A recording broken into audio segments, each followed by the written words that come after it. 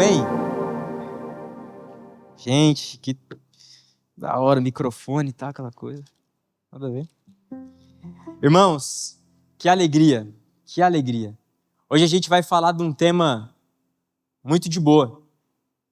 Pedrão, pode mandar aí. A gente vai falar sobre a infidelidade do povo de Deus. Só de boa, né, gente? Só sessão da tarde aqui. Irmãos, sabe aquela... Quantos aqui tem mais de 5 anos de crente? Só para saber com quem eu tô falando aqui. 5 anos. 10 anos. 15 anos. Gente, é folk ou é adulto aqui? 20 anos. Tá, chega então, gente. Só assustando.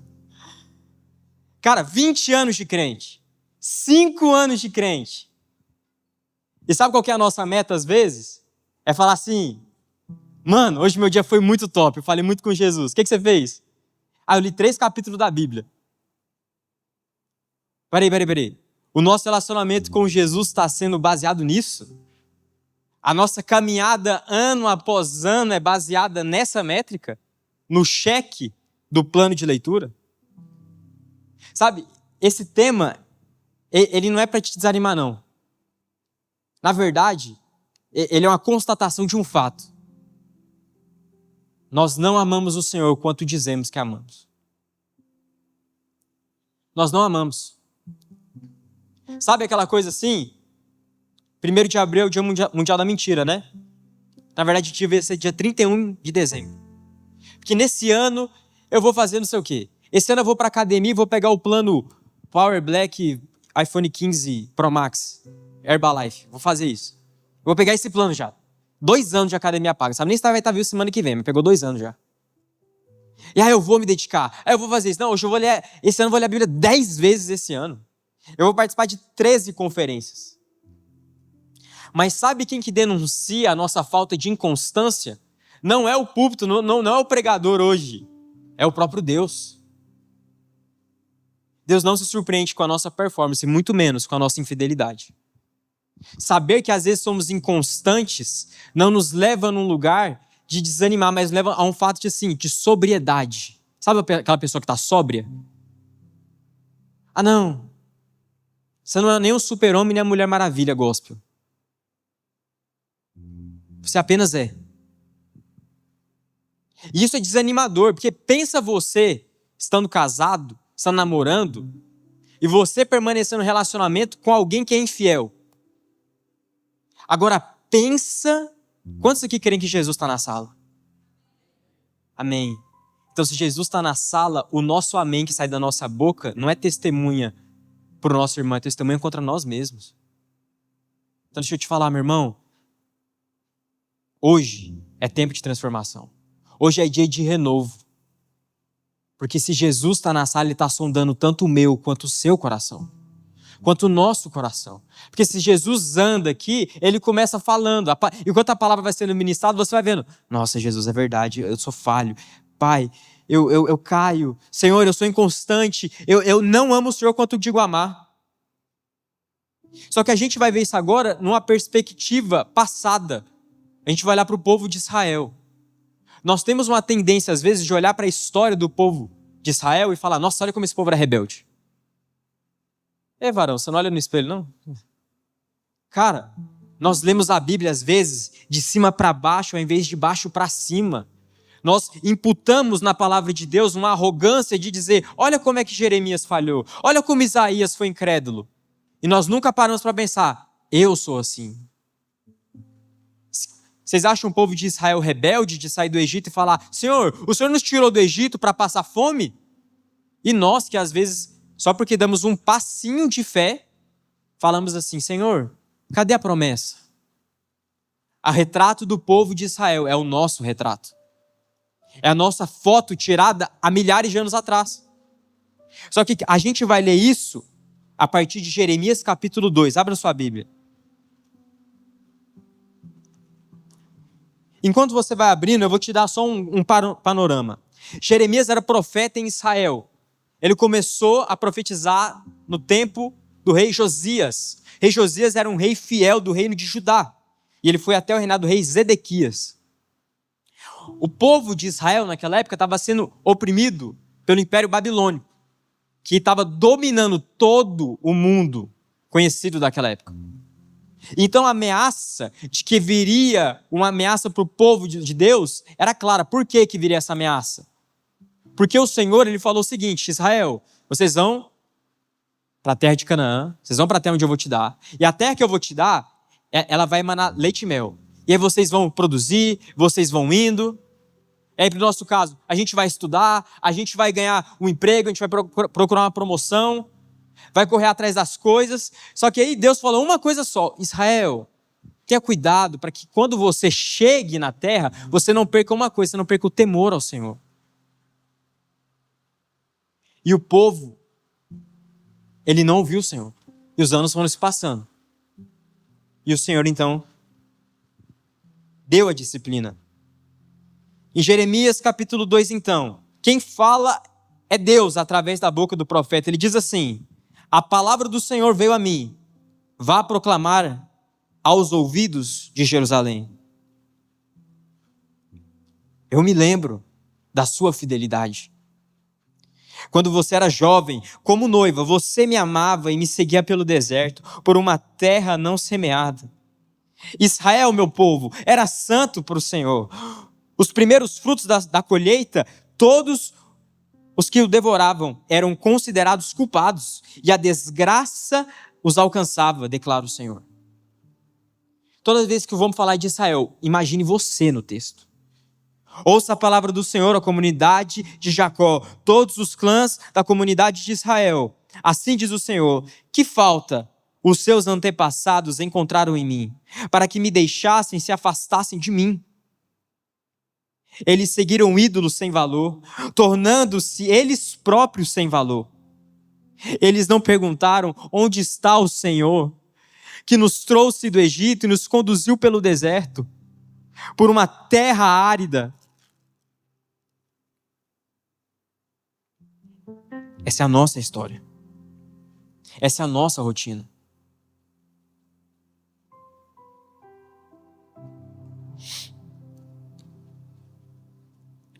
Terra de seca e de trevas, pela qual ninguém passa e onde ninguém vive.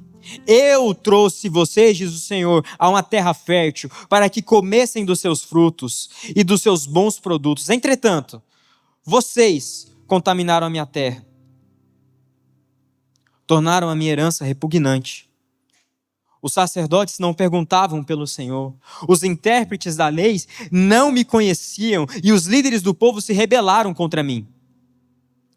Os profetas profetizaram em nome de Baal, seguindo deuses inúteis. Baal era o principal deus da região de Canaã, que era simplesmente um deus onde ofereciam crianças nas mãos do Deus para serem queimados.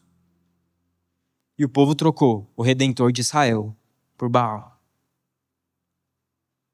E às vezes é a porta que Deus abre na nossa vida que torna a bênção na maldição. A terra que emana leite e mel agora é o problema, porque o povo tem que ser tirado, sendo que lá, na verdade, era o destino para eles irem. Sabe quantas vezes a gente... Olha essa pergunta do Senhor para o povo. Que falta os seus antepassados encontraram em mim, para que me deixassem, se afastassem de mim? Como podemos ter falta de provisão, sendo que nós servimos ao Jeová Jireh? Como sentimos falta de cuidado, sendo que Ele é o pastor do seu povo? Como às vezes preenchemos e falamos assim: não, peraí, Deus, eu vou te dar a graça de ter 15 minutos comigo. Não, sabe o que é? É que não deu.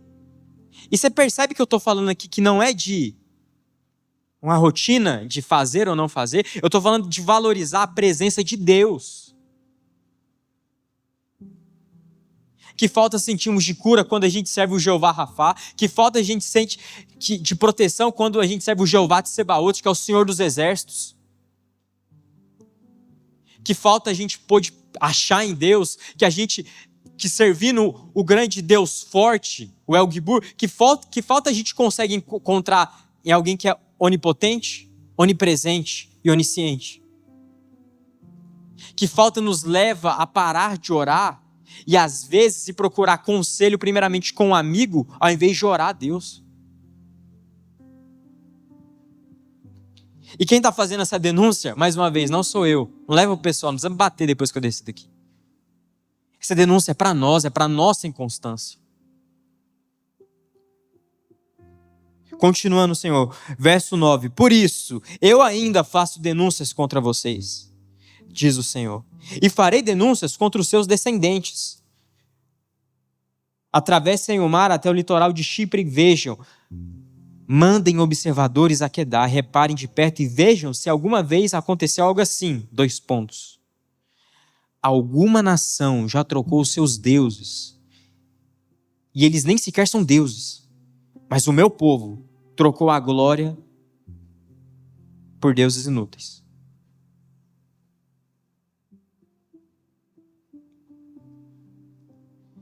A palavra de hoje não é para você que está esperando simplesmente um ingresso para dar na conferência. Apesar de que nós vamos viver isso, vai ser uma bênção, amém? Mas a palavra aqui é talvez para você, meu irmão, que o Espírito Santo está tocando seu coração e que você não queima mais.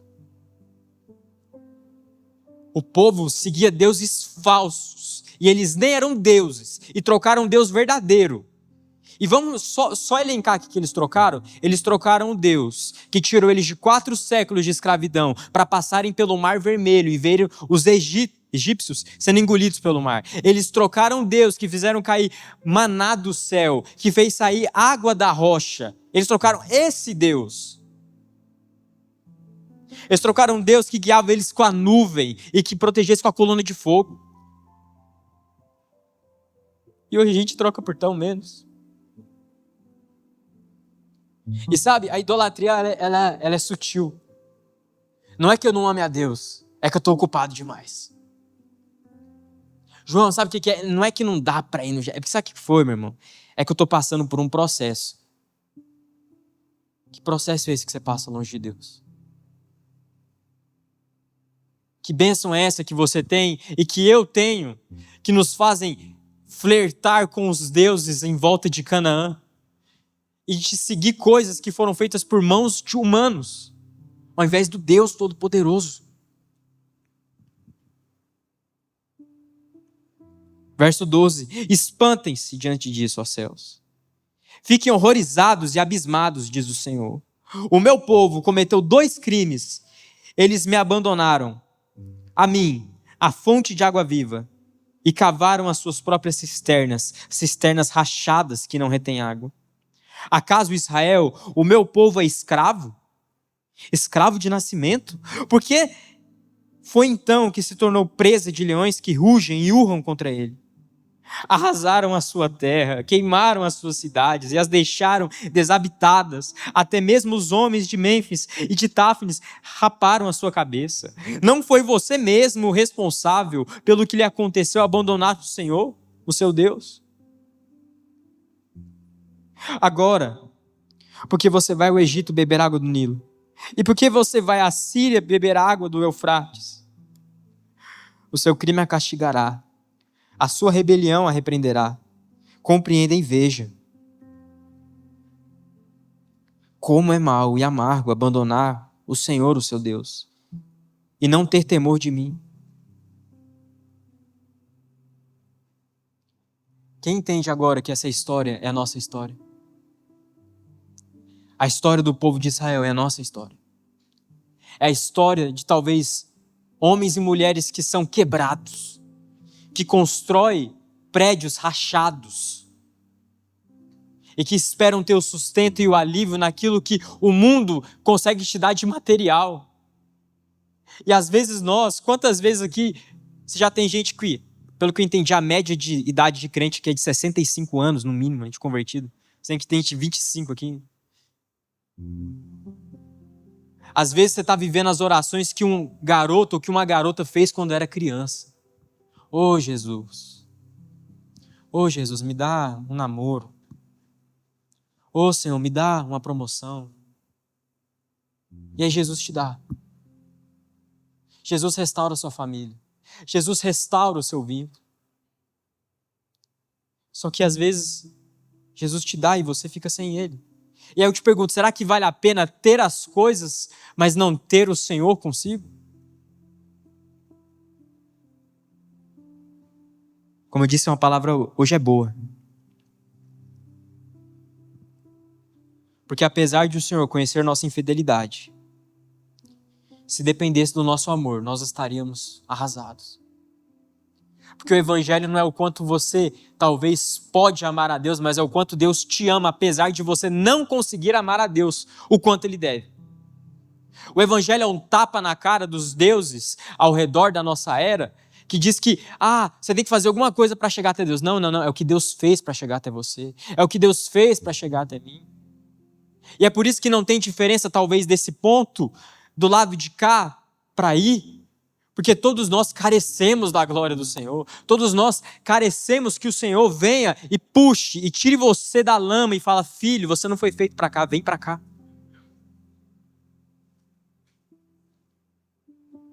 Seria tenebroso, talvez, ter um relacionamento que você visse todos os dias uma pessoa te traindo.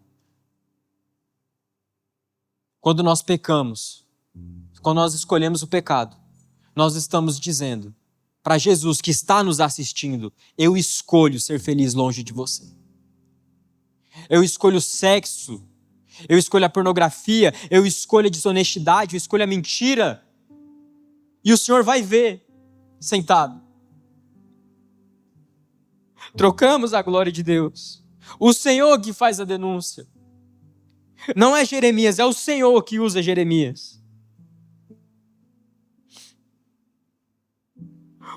E o Senhor disse em Deuteronômio 8, ele diz assim, verso 11: tenham cuidado de não se esquecer do Senhor o seu Deus, deixando de obedecer os meus mandamentos, as suas ordenanças e os estatutos que hoje a vocês ordeno. Não aconteça que depois de terem comido até ficarem satisfeitos, de terem construído boas casas e nela morados, de aumentarem os seus rebanhos e a sua prata e o seu ouro e de todos os seus bens, o seu coração fique orgulhoso e vocês esqueçam do Senhor, o seu Deus, que os tirou do Egito, da terra da escravidão. Ele os conduziu pelo imenso e terrível deserto, por aquela terra seca e sem água, de serpentes e escorpiões venenosos. Ele tirou a água da rocha para vocês e os sustentou pelo deserto com maná, que os seus antepassados não conheciam, para humilhá-los e pôr vocês à prova, para que lhes fazer o bem no final. Não digam, pois, no coração: a minha capacidade e a minha força das minhas mãos ajuntaram para mim toda esta riqueza. Antes, lembrem-se do Senhor, o seu Deus, pois é Ele quem dá a vocês a capacidade de produzir riqueza, confirmando a aliança que jurou aos seus antepassados, conforme hoje se vê. Se vocês se esquecerem do Senhor, o seu Deus, alerta Deus, presta atenção, e seguirem os seus deuses, prestando-lhes culto e curvando-se diante deles, asseguro-lhes hoje que vocês serão destruídos, como as nações que o Senhor destruiu diante de vocês. Assim também vocês certamente serão destruídos por não obedecerem à voz do seu Deus. Deuteronômio 28 diz assim, verso 15: entretanto, se vocês não obedecerem ao Senhor, o seu Deus, e não seguirem cuidadosamente os seus mandamentos e estatutos, que hoje lhes dou, todas essas maldições virão e vocês os atingirão. Cara, olha que loucura. É por isso que Deus não se surpreende conosco. Deus não se surpreende com performance. Porque Deus, em Deuteronômio, Ele já estava falando para Moisés: toma cuidado. Às vezes você não me ama tanto quanto você diz amar. O mundo é tentador. As coisas são tentadoras longe de mim. Você não consegue ter vida longe de mim, então olha para mim. Não deixa de olhar para mim. E o Senhor não se surpreende porque Ele fala: vai acontecer. Deus talvez é talvez na verdade Ele é o único que está num casamento em que por vezes é traído. Mas se Deus fosse como nós, se Deus retribuísse na mesma moeda, mas Deus, Ele escolhe amar porque Ele sabe que a purificação vem dEle. Deixa eu te falar, se você tem andado frio esses dias, não se preocupa, porque a purificação não vem de você, vem pelo próprio Deus. E o Senhor então disse, há muitos anos atrás, há séculos atrás: Verso 41, Deuteronômio 28. Os seus deuses e os seus filhos e as suas filhas não ficarão com vocês, porque serão levados para o cativeiro. Ah, não, aí pior do que isso. Se tiver como ser pior do que isso, já que nós estamos falando de talvez um casamento, um relacionamento. Imagina então que sai para ser a traição acontecer nas escuras, o adultério, o abandono. Só que Deus acompanha, Deus vai junto. E agora, vamos ver como essa história se encaixa conosco. Já imaginou se Deus fizesse presente na terra? E Ele fez. Ele fez. Abra sua Bíblia em João capítulo 13, verso 1.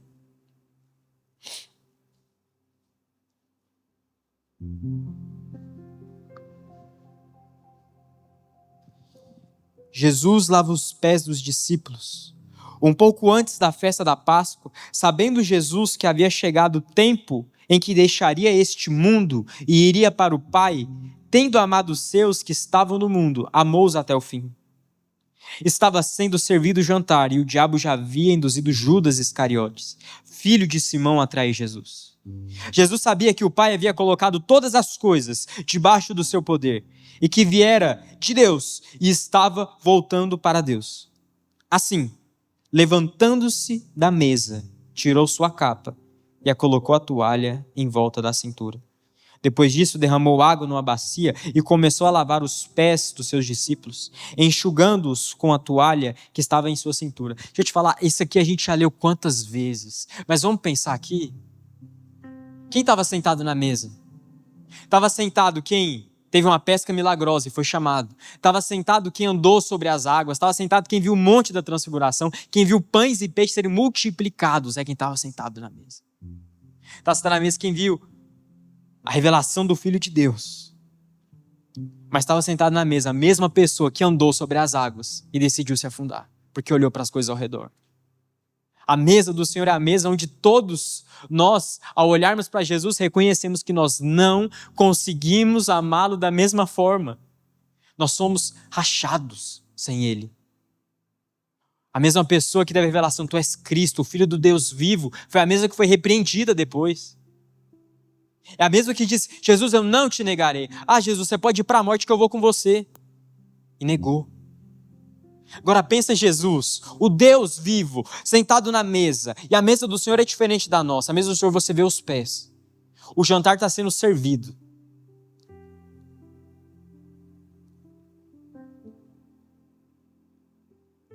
Jesus olha para os olhos de cada um. E Ele sabe que Pedro vai negar. Ele sabe que Pedro vai deixar. Ele olha para Judas. Ele olha para aqueles que juraram irem até a morte e que dormem na hora de oração, que não conseguem orar. Ele está olhando para eles. Ele está olhando para a gente. E aí Jesus está vendo e todo mundo assim, o jantar vai ser servido. Quando vai dar a garfada, vocês têm garfo naquela época? Deve ter. Amém. Na minha cabeça tem. Quando vai comer, então, Jesus levanta, ele quebra o protocolo, ele quebra. E ele então tira a capa, pega uma bacia, uma toalha e água. Porque Jesus está mais preocupado em transformar a sua identidade, a sua vida, do que ver sua vida adornada. Porque antes do jantar ser colocado na mesa, levantou-se e tirou a sua capa. Jesus não está preocupado com a mesa posta se seus pés estão sujos. Jesus não está preocupado se a sua vida está indo bem, se você não está bem. Jesus não está preocupado se você está tendo muitas bênçãos, se você não está conseguindo ser uma pessoa que ama Ele. Jesus não está preocupado se a comida está quente ou está fria. Ele está preocupado com você. Ah, então, pensa, os discípulos olhando, mano, Jesus está lavando meu pé. E aí fica só naquele olhar assim, caraca, Cutrinho, Jesus está lavando meu pé, mano. Caraca. Aquele olhar de constrangimento. Deus desceu e cheira e sente o cheiro da sujeira, porque Ele não se assusta. Ele sabe. Ele sabe.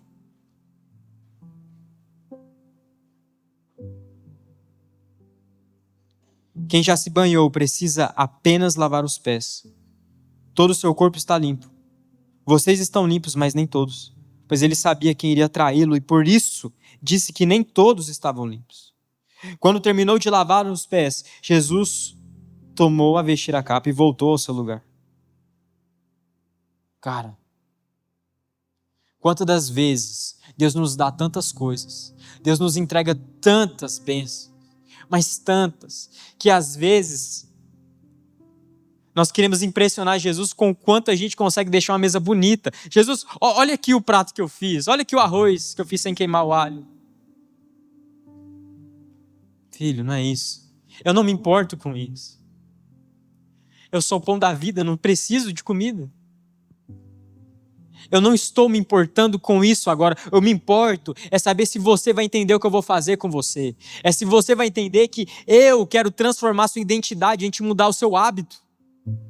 Porque não adianta tentar pela força do braço se Deus não renova você. Se Ele não vai até você e fala, eu vou fazer a obra que ninguém mais pode fazer. Time de adoração pode subir.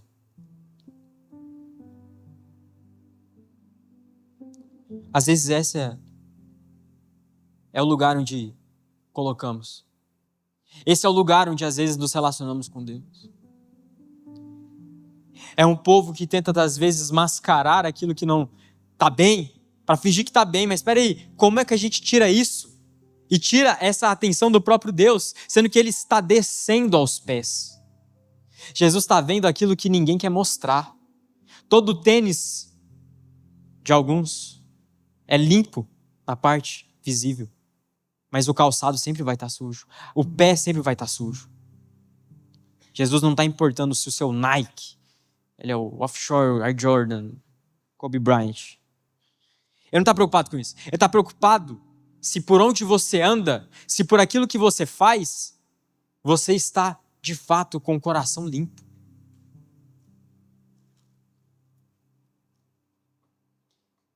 Então, já vimos que somos infiéis, já vimos que o Senhor se assenta nas mesas daqueles que são infiéis, da nossa mesa, daqueles que dizem que amam, mas não amam tanto, que se sacrificam, mas não sacrificam tanto. O que será de nós sem a graça de Deus? O que será de mim e de você, quando falamos, Senhor, eu quero te servir, mas eu não consigo.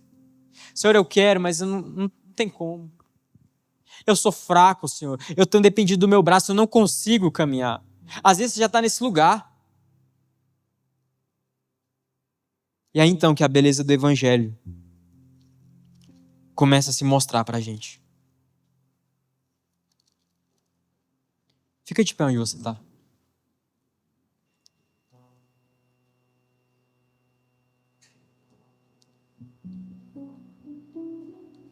Porque no meio de constatações de fatos que o Senhor não se surpreende sobre nós, Pedro negou Jesus. Pedro falou que não ia negar e negou. Pedro foi inconstante. Pedro não soube medir a torre que estava sendo feita ao longo de anos. E Pedro então volta a pescar. Eu não consigo, então tchau. Jesus morre. Os discípulos voltam. Ficam sem saber o que as coisas estavam acontecendo. João 21. Depois disso, Jesus apareceu novamente aos seus discípulos à margem do mar de Tiberíades. Foi assim, estavam juntos Simão Pedro, Tomé, chamado Dídimo, Natanael de Caná da Galileia, os filhos de Zebedeu e 2 outros discípulos. Vou pescar, disse-lhe Simão Pedro. E eles disseram, nós vamos com você. Eles foram e entraram no barco, mas naquela noite não pegaram nada. Onde é que a gente tira que voltar para o vômito de onde Deus nos tirou é a solução dos nossos problemas? Sendo que Deus nos tirou de lá. Deus resgatou você e eu de lá. Deus Ele tirou. Se nós estávamos pecando, Jesus tirou de lá. E ele falou assim, não é esse o que eu tenho para você. Se você era pescador, você é pescador de homens. Mas nós não conseguimos amar a Deus se não for pelo Senhor nos amando primeiro. Ali a esperança do Messias tinha morrido. A esperança da vida tinha acabado. Pranteia de novo Israel. Acabou. Aquele que era para ser o Messias se foi. Vamos voltar a pescar. Vamos voltar na nossa vida. E eles disseram, nós vamos com você. Eles foram e entraram no barco. Mas naquela noite não pegaram nada. A nossa vida sem Jesus é uma eterna noite. Mas a alegria está em saber que ao amanhecer Jesus estava na praia. Jesus estava na praia ao amanhecer. Apesar de mim e de você, Jesus estava lá. Jesus está lá. Apesar de eu e você irmos para a noite, irmos para o lugar onde nós não conseguimos, para esconder de Deus, Jesus de manhã está te olhando, após o pecado, e está falando, eu estou aqui. E não para te julgar, mas para te restaurar. Ao amanhecer, Jesus estava na praia, mas os discípulos não reconheceram. Eles perguntaram, filhos, vocês têm algo para comer? E eles responderam que não. Do que você vai se alimentar no mundo? Do que você vai ter de comer para sustentar a sua vida? A pergunta de Jesus é retórica. Ele não espera uma resposta diferente da que ele vai ouvir. Ele sabe, vocês não têm o que comer. Ele disse, lancem a rede do lado direito do barco e vocês encontrarão. Eles a lançaram e não conseguiram recolher a rede. Tal era a quantidade de peixes. Jesus está na contramão do mundo. Às vezes onde você julgou que era para ser bênção, que você ia ter paz, harmonia, Jesus está falando, é do meu jeito. O discípulo a quem Jesus amava, disse a Pedro, é o Senhor. Simão Pedro, ouvindo dizer isso, vestiu a capa, pois havia tirado, e lançou-se ao mar. Os outros discípulos vieram no barco arrastando a rede cheia de peixes, pois estavam apenas a cerca de 90 metros da praia. Quando desembarcaram, viram ali uma fogueira, peixes sobre brasas e um pouco de pão. Apesar de mim e de você, Jesus, Ele prepara não a minha e a sua mesa, Ele prepara a refeição dEle para nós. Ele prepara a salvação que vem do céu e não que vem da terra. É de cima para baixo que é a redenção. Ele está na praia, apesar de você, apesar de mim. Jesus está na praia para te restaurar. Apesar de nos termos abandonado o Senhor, apesar de termos trocado aquele que faz multiplicar pães e peixes, voltamos a pescar de novo. Mas Jesus, ao amanhecer, está na praia. Disse-lhe Jesus, tragam alguns peixes os que acabaram de pescar. Simão Pedro entrou no barco e arrastou a rede para a praia. Ela estava cheia. Jesus lhes disse, venham e comer. Mais à frente, depois de comerem, Jesus perguntou a Simão Pedro, Simão, filho de João, você me ama mais do que estes? Ah, Jesus, tu sabe que eu não te amo, da forma que disse. Disse ele, sim, Senhor, tu sabes que te amo. Cuide dos meus cordeiros, disse Jesus. Novamente Jesus disse, Simão, filho de João, você me ama? E Jesus voltou para a mesma pessoa que o tinha negado. Sim, Senhor, tu sabes que te amo. Pastoreia as minhas ovelhas. Pela terceira vez ele disse, Simão, filho de João, você me ama? Pedro ficou magoado porque Jesus lhe tinha perguntado pela terceira vez, você me ama? Digo-lhes verdade, quando você era mais jovem, vestia-se e já ia para onde queria. Mas quando for velho, estenderá as mãos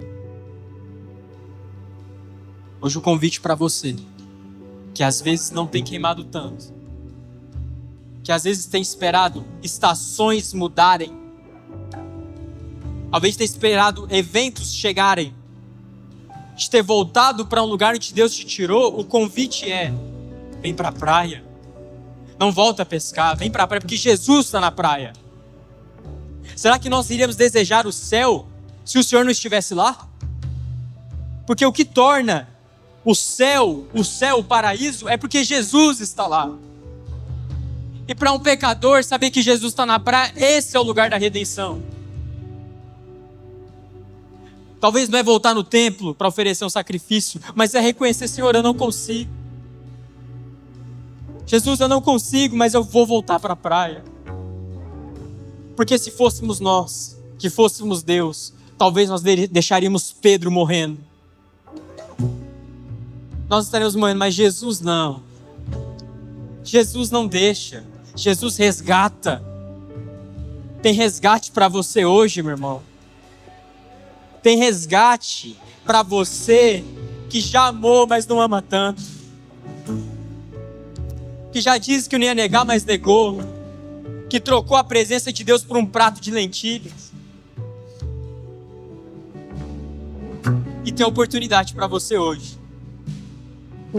Se você, assim como Pedro, se vê nesse lugar, eu quero te convidar a vir aqui à frente. Não para aparecer para mim, para a banda, para quem quer seja. Se você é uma pessoa, Jesus se importa com você. Jesus está fazendo o convite hoje. É hoje. Se você reconhece que você não amava Jesus tanto quanto antes, Jesus está na praia. Ele está olhando para você com um olhar de amor, falando: filho, volta. Tem restauração para você, meu irmão. Tem um lugar de graça onde o Evangelho encontra a podridão do homem e restaura e faz verter as coisas. Se você é não para mim, mas se o Espírito Santo está tocando no seu coração, levanta a sua mão. Eu quero orar por você. Quero orar por você. Deixa eu te falar, às vezes, o orgulho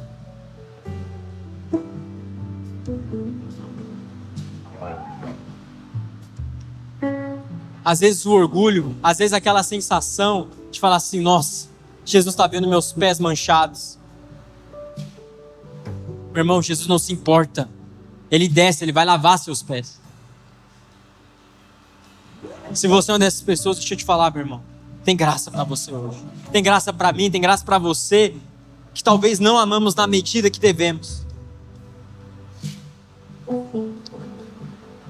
Sabe, começa a orar agora, começa a expor seu coração para Jesus. Começa a rasgar o seu peito e falando assim: Senhor, Tu sabes que te amo. Tu sabes que não te amo da mesma forma. Senhor, Tu sabes que eu não consigo.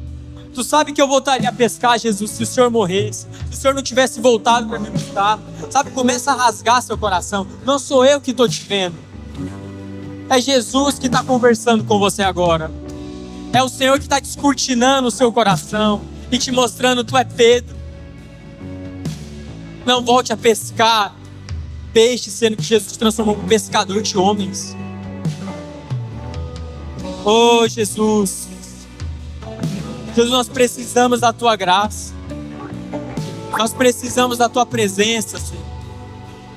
Senhor, nós precisamos que o Senhor venha e sonde os nossos corações e mentes. Que o Senhor venha e faça obra no nosso coração.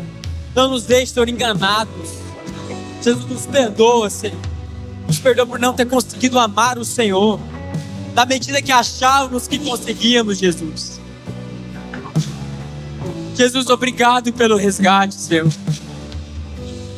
Obrigado pelo Evangelho, Jesus. Que apesar de mim, opera em mim. Que apesar de nós, opera em nós, Senhor.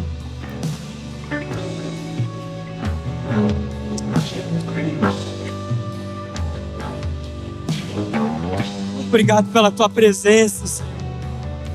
A tua presença que nos constrange voltar para a praia. Que nos constrange, Senhor, a fluir no lugar de arrependimento. De fluir no lugar de devoção sincera, Jesus. Nos leva nesse lugar, Jesus. Nos marca com o teu amor. Nos resgata de nós mesmos, Senhor. Oh, Espírito Santo de Deus, faça a obra que é tua em nós. Se tem alguém, Senhor, que está vivendo um jugo de pecado, que o Senhor quebre em nome de Jesus. Que o Senhor traga de volta. Que o Senhor convença, não as minhas palavras, mas o Senhor traga a obra no coração. Que o Senhor faça da nossa rede, Senhor, um povo que verdadeiramente necessita da sua graça, que necessita da tua presença, Senhor. Um povo que é pobre de espírito, pois sabe que precisa, pois sabe que não tem ouro. Oh, Jesus, nós queremos comprar ouro do Senhor, comprar, Senhor, de Ti, que é ouro puro e refinado.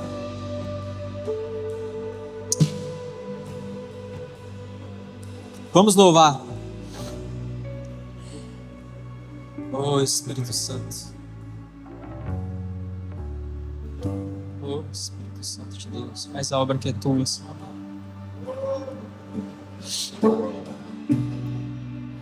Eu sei que em cultos nós procuramos ouvir uma palavra que nos alimenta, que nos direciona, e a palavra de Deus sempre fará isso. Porém, após receber uma direção, após receber algo que entra no seu coração, deve haver uma ação mediante a isso. Se após ouvir uma palavra tão profunda, uma palavra tão densa, porque as escrituras sempre vão entrar no mais obscuro do nosso coração. Assim como o João mencionou e relatou alguns textos, Jeremias relata que o povo tinha abandonado o manancial de águas vivas por causa de cisternas rotas. A nossa geração tem abandonado o Senhor por causa de prazeres rápidos, momentâneos, que desgastam e afastam cada um de nós da presença de Deus. Essas cisternas rasas e rotas, porque elas não retêm água, cisternas rachadas, são as fontes de prazeres que hoje têm gerado essa dopamina, esse prazer rápido, na vida dos nossos jovens, adultos e velhos. Infelizmente, as pessoas não conseguem mais passar tantas horas na presença de Deus. Infelizmente, ficar um período como esse, estático, apenas absorvendo, apenas vendo aquilo que Deus está fazendo, se torna enfadonho para muitas pessoas. Só que a palavra de Deus nos alerta a respeito de algo. De que existiria uma geração que ia se conformar com o presente século. Mas que haveria também uma geração que não ia se conformar com o presente século. E que, pelo contrário, eles renovariam as suas mentes através da palavra de Deus. Ao ser exposto pela palavra de Deus, a ser exposto à verdade, deve haver uma transformação no nosso coração. Nós temos que sair da forma. Sair da corrida dos ratos. Começar a pensar. O que eu estou fazendo na minha vida? Por onde eu estou direcionando o meu futuro? Será que eu só estou em loop? Será que eu só estou em transe?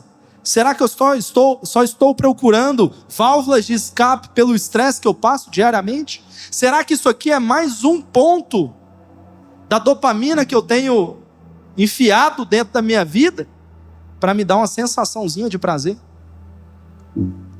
Irmãos, presta atenção. Isso pode acontecer com o mundo, mas não com os filhos de Deus. Muitas pessoas podem estar cegas, não vocês. Eu não falo isso, eu não estou falando, eu não vi a postura de vocês durante esse culto. Eu estou falando isso por quê? Porque hoje a palavra até terminou um pouco mais cedo. Justamente porque o Espírito Santo deseja fazer uma obra no nosso coração. De transformação genuína. Mas essa atmosfera só é gerada por um povo que acredita no que está fazendo. Que crê verdadeiramente que em uma noite como essa, ele pode se encontrar com Deus. Quantos aqui entraram com fé nesse ambiente, nessa noite? A sua fé está prevalecendo aí agora? A fé é você ter a firme convicção em coisas que você não está vendo e nem sentindo, apenas crendo. E se você acredita que hoje você pode viver, assim como durante essa semana, nós vimos vários relatos de pessoas que viveram experiências extraordinárias ao buscar a Deus de uma maneira diferente, ao tocar em Jesus de uma maneira diferente. Pode ser que essa noite seja a sua noite. A noite de você se desesperar um pouco mais na presença do Senhor. E isso não precisa ser gerado por uma pregação ou por um louvor, mas pela fome que existe no seu coração. Assim como estava sendo ministrado, existe alguém nos esperando na praia, pronto para nos restaurar e nos resgatar. Mas existem pessoas desesperadas que não ficam no barco. Eles pulam e vão mais rápido do que os demais, porque percebem quem está chamando eles para a praia. Quem de fato está querendo tocar e transformar a vida deles. A pergunta de Jesus foi qual? Filhos, tendes alguma coisa para comer? E Jesus já tinha preparado uma comida para alimentar aqueles homens. Eu te pergunto, filhos, vocês têm fome para comer um pouco mais daquilo que Jesus está oferecendo aqui hoje? Quando não temos fome, existe motivo. Ou estamos doentes, ou já estamos cheios. E se não temos fome de Deus, ou estamos doentes pelo pecado, ou estamos cheios do mundo. Se não temos fome de Deus, o problema não é o alimento que Ele serve, é o nosso estômago que já está cheio de alguma coisa, ou o nosso organismo que já não reage da maneira certa. Avalie hoje a sua vida e perceba por que não está havendo fome em você. Qual que é o problema da fome? Feche seus olhos onde você está.